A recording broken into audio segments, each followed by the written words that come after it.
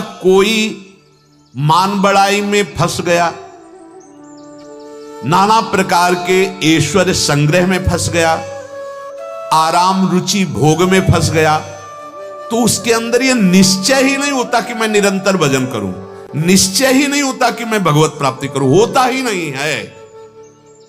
क्योंकि उसका अंतःकरण भोगों और ऐश्वर्य के द्वारा अपहृत कर लिया गया है। भोगैश्वर्य प्रसक्ता नाम तयाप हृत चेत शाम। इसलिए श्री भगवान कह रहे त्रिगुण माया का आकर्षण है, जो बहुत जल्दी फंसा लेता है। मान जाओ भाई, तुम कभी सुखी नहीं हो सकते भोग भोग के। त्यागा शांति अनंतरम, त्यागते ही तुम्हें शांति प्राप्त होने लगेगी। अगर गृहस्थ में हो तो धर्मयुक्त भोग भोगो, अधर्म के नहीं तो त्राहिमाम मचना है। आप देख लेना कैसी अशांति आपके हृदय में जागृत होगी। जब वो अभी तो बीज बोया है, फूलेगा, अंकुरित होगा और पल्लवित होगा, तब तुम काट नहीं पाओगे। अभी मसल सकते हो, अभी अच्छा अवसर है। कोई भारी विपत्ति, भारी संकट तुम्हें परास्त नहीं कर रहा है। अभी नाम जप के द्वारा सबके चरणों में प्रणाम करके भगवान का आश्रय लेकर निकल चलो। सच्ची मानो, बड़ा भयावह संसार समुद्र है। तुम भोगों में रमण कर रहे हो, इसलिए तुम्हें ये बात समझ में नहीं आ रही। नहीं, प्रतिपल एक अव्यक्त भय लगा रहता है उपासक को। जब तक भगवत साक्षात्कार नहीं होता तब तक वो भय एक अंगरक्षक की तरह रहता है।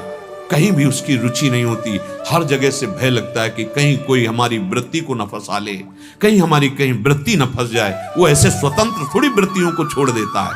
नहीं, एक चरण रास चित्त मनंते से वो सदैव असंग रहता है, बाहर और भीतर से, और अपनी एक एक वृत्ति को भगवदाकार बनाता है। या ज्ञान मार्ग में है तो हर वृत्ति का बाध करके स्वरूप में स्थित होता है। इसलिए त्रैगुण्य विषया वेदा निस्त्रैगुण्यो भवार्जुन निर्द्वंदो नित्य सत्वस्थो निर्योगक्षेमात्मवान।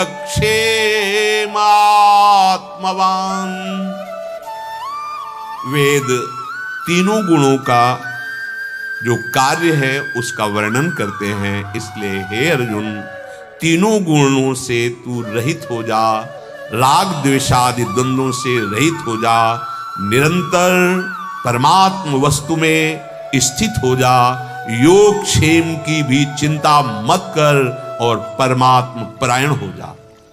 भगवान स्वयं भगवान, वेद भगवान है।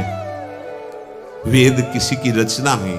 जैसे वेद व्यास भगवान श्री कृष्ण द्वैपायन जी ने वेद को विभाजित किया है। वेद किसी की रचना नहीं, ये स्वयं प्रकट। जैसे भगवान स्वयं प्रकट, ऐसे वेद स्वयं प्रकट हैं और स्वयं श्री भगवान कह रहे हैं।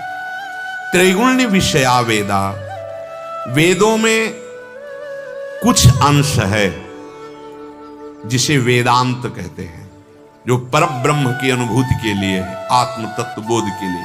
नहीं तो प्रायः तीन गुणों के विस्तार का ही वर्णन है स्वर्ग आदि में। अमुक देवता, इसकी आराधना से ये फल, इसकी आराधना से ये फल।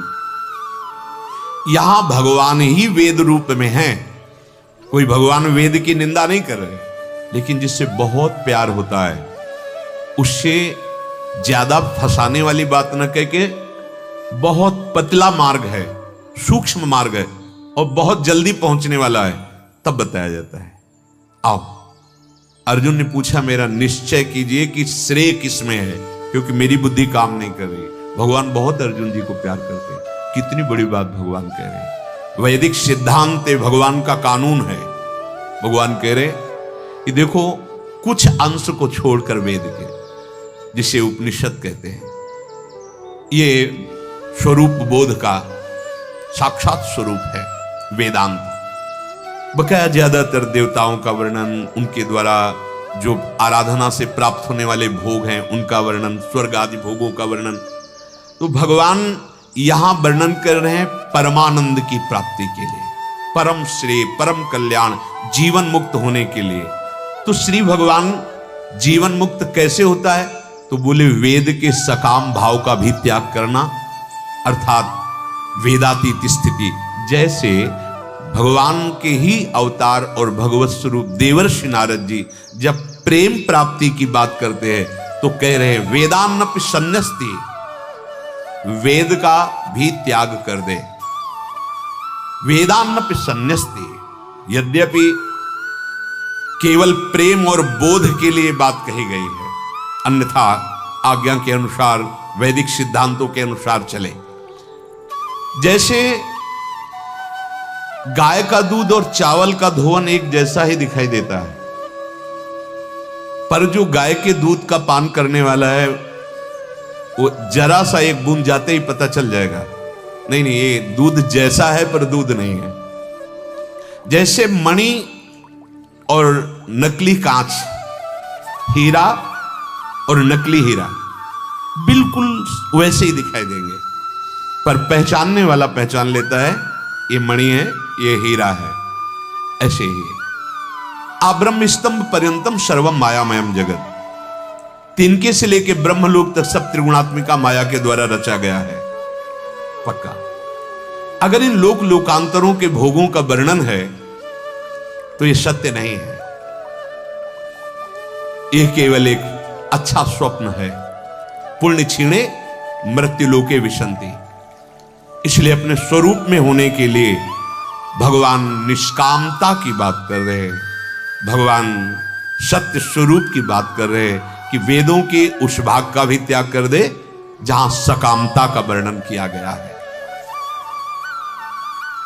करुणा करके प्रभु कह रहे हैं कि यदि सकाम भाव में ही विचरण करते रहे तो तुम अपने स्वरूप को नहीं जान पाओगे, क्योंकि स्वरूप में कोई भी कामना नहीं, इच्छा ही नहीं। जो महापुरुष इच्छा रहित होते हैं ना, किंचन मात्र देह भाव नहीं होता तब इच्छा रहित होते हैं। जितना देह भाव रहेगा उतना इच्छा रहेगी। पूरे देह भाव में स्थित होती, इच्छाओं की बारिश हो रही, इच्छा ही इच्छा, इच्छा ही इच्छा। एक पूर्ति करो, चार खड़ी ही कामनाएं, इच्छा ही इच्छा। भक्त ऐसे ही जब भगवत स्वरूप में स्थित हो जाता है तो सकल कामनाहीन, कोई कामना नहीं, जाही न चाही कबों कुछ। क्यों? क्योंकि अचाह में स्थित हो गया, परम सुख समुद्र मिल गया। भगवान कह रहे निस्त्रय गुण्यो भवार्जुन, हे अर्जुन तीनों गुणों से ऊपर उठ जा। अर्थात पूरे संसार में तेरी कहीं इच्छा नहीं होनी चाहिए, क्योंकि इच्छा ही तुझे संसारी बना देगी, तुझे नाना प्रकार के भोगों में दुखों में फंसा देगी। इसलिए तीन गुणों के कारण शरीरासक्ति होकर इच्छाओं में हर प्राणी विचरण कर रहा है। कोई बिरला ये समझ पाता है कि इच्छाएं मुझे फांस रही हैं, इच्छाएं मेरा जो स्वरूप है उसका विस्मरण करा करके ये मुझे दुख की तरफ ले। दुख योनयः अशाश्वतम, नाशवान परिवर्तनशील भोगों में, दुखालय में मुझे फंसाया जा रहा है, सुख का लालच देकर। है नहीं सुख। भगवान कह रहे असंसारी बन जा, सुख की इच्छा का त्याग कर दे, यदि परम श्रेय परम कल्याण चाहता। अब आप जरा देखो, हर समय इच्छाओं में ही विचरण करते हो आप। अंदर देखो, कभी निष्काम हुए, कभी गुरुजनों की आज्ञा पर स्थित हो पाए, शास्त्र की आज्ञा पर स्थित हो पाए कि मेरा सिर्फ लक्ष्य है अपने कर्तव्य का पालन करना, शरीर से कर्तव्य कर्म करना, अकर्तव्य की तरफ कहीं वृत्ति नहीं बढ़ेगी। पर जो इच्छाओं में बह गया वो कर्तव्य को भूल गया, मनमानी आचरणों में दुर्गति की तरफ बढ़ गया। श्री भगवान कह रहे निर्द्वंद्वः, संसार शरीर से ऊंचा उठा हुआ महापुरुष ही निर्द्वंद्व हो सकता है, नहीं तो मान में हर्ष होता है, अपमान में सुख होता है। मान अनुकूलता प्रशंसा में सुख होता है, अपमान निंदा तिरस्कार में दुख होता है। यही संसारी हृदय का लक्षण है। ऊपर ऊपर तुम्हें कोई मान छू नहीं सकता, अपमान छू नहीं सकता। कैसे कैसे फंस गए हैं कि हम निकलने की बात सुनकर घबरा जाते, निकलना ही नहीं चाहते। हमारी प्रशंसा हो, हमारी कीर्ति हो, ये अविद्या है। अविद्या ये अध्यात्म की सिद्धावस्था तक पहुंचने के लिए बहुत बड़ी खाई है। जैसे कंचन खाएं, जैसे कामिनी खाएं, ऐसे कीर्ति खाएं। कैसे उपासक नहीं समझ पा रहा कि हम खुद अपने लिए खाई में गिरने का रास्ता चयन कर रहे हैं, यदि संसार में यश कीर्ति का भोग करना चाहते हैं। जब कोई सच्चाई के मार्ग से चलता है तो पावन यश का विस्तार स्वयं हो जाता है।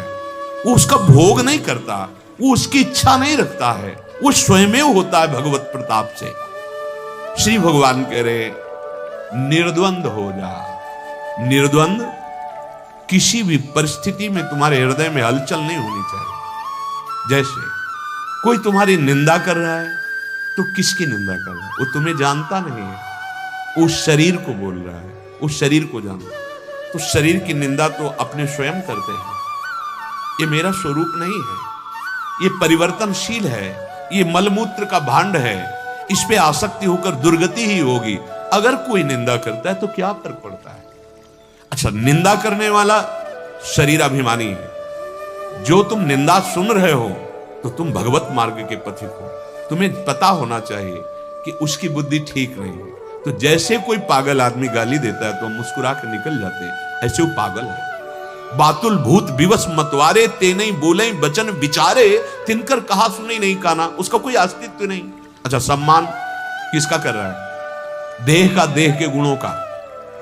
वो स्वरूप को नहीं जानता है, फिर तुम्हारा सम्मान कैसे हो रहा है? तो जितना भी कुछ द्वंद्व है वो केवल शरीर को लेकर है, और जो शरीर में विचरण करता रहता है वो द्वंद्वों से कैसे ऊपर उठेगा? श्री भगवान कह रहे ऊपर उठो द्वंद्वों से। निर्द्वंद्व, द्वंद्व में फंसा हुआ मोहित पुरुष होता है, मोहवान। सम्मान भरे वचन आए तो फूल गए, अपमान भरे वचन आए तो शोकित हो गए, हमारी उपासना रुक गई। देखो ना, अंदर से देखो। प्रशंसा हुई तो भगवान की बड़ी कृपा, और निंदा हुई अंदर हृदय जलने लगा, भगवान का विस्मरण हो गया, उसके प्रति अनिष्ट चिंतन होने लगा। जो निंदा करने, आप उपासक कहां रहे? आप साधक कहां रहे? आप जिज्ञासु कहां रहे? जो द्वंद्वों से प्रभावित हो रहा है वो सम्मोह को प्राप्त हो रहा है, वो संसार में फंस रहा है, उसके ऊपर जाल डाला जा रहा है। ए साधक सावधान, ये द्वंद्वों का जाल है। मान अपमान, सुख दुख, लाभ हानि, जय पराजय, ये माया द्वंद्व जाल फेंकती है, और साधक निर्द्वंद होकर किसी भी जाल में नहीं फंसता, निकल जाता है। नहीं जलोगे अंदर। अगर सम्मान है तो बड़ा भारी ये विष है, पूरे नस नस में चढ़ जाएगा, भगवदानंद का अनुभव नहीं होने देगा। बचो इससे। प्रणाम नमस्कार मीठा ना लगने पावे, अपमान तिरस्कार कड़ुआ ना लगने पावे। कड़ुआ लगा तो फंस गए, मीठा लगा तो फंस गए। ये जाल है माया का, द्वंद्व रूपी जाल।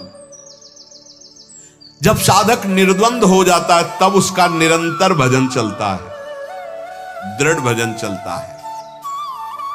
जब उपासक निर्द्वंद हो जाता है तो सुखपूर्वक संसार बंधन से मुक्त हो जाता है। जब साधक निर्द्वंद हो जाता है तो उसकी मूढ़ता नष्ट हो जाती है, परम ज्ञानवान हो जाता है। निर्द्वंद होने के साथ साथ उसके जितने भी आचरण होते हैं वो भी बंधन रहित होते, कोई कर्म उसे बांध नहीं सकता है।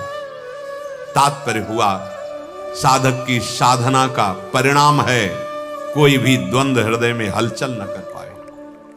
अगर ऐसी स्थिति नहीं है, हृदय जल रहा है या हर्षित हो रहा है, उसी समय अलग हो आप। तन्मय होने के कारण आपको हर्ष की अनुभूति हो रही, तन्मय होने के कारण आपको सुख, तत्काल हटिए। नहीं, ये मेरा विषय नहीं।